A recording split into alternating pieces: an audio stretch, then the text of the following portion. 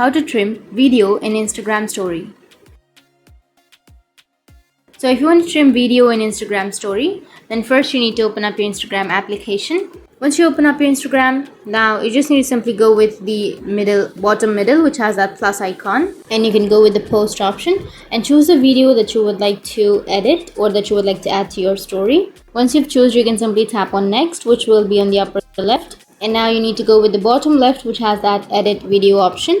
And from here, if you want to trim, then you just need to simply select the video, and then you can go with edit option. Tap on edit and then choose a part from where you would like to trim and go with split, which is on the bottom. And once you've split that part, now you just need to simply select the part that you don't want and then go with discard, which is on the bottom right, and discard, and that's it.